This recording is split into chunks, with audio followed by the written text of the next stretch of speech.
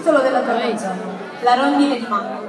Pensiamo che l'hai dedicata al grande artista lucano Mango? Io ho scelto questa canzone per due motivi. Un motivo appunto Mango, per rendere omaggio ad un grande cantautore della nostra terra. E poi il secondo motivo è che la vorrei dedicare a una persona che non c'è più, che è sempre nel mio cuore. Hai capito? Che ti ho detto prima? Io già lo sapevo da un po' di giorni.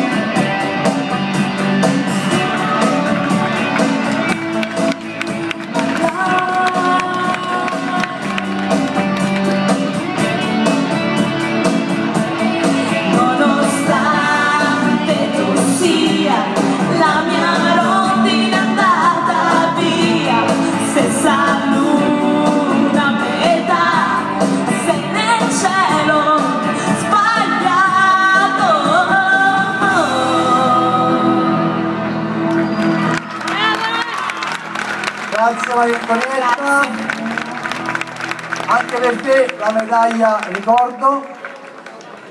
Grazie. E un'ultima cosa, Prego. vorrei approfittare, non so se è qui tra il pubblico, per fare gli auguri alla mamma di una mia amica Valentina. Tanti auguri! Auguri anche da parte nostra. Grazie Maria Antonietta. Bene.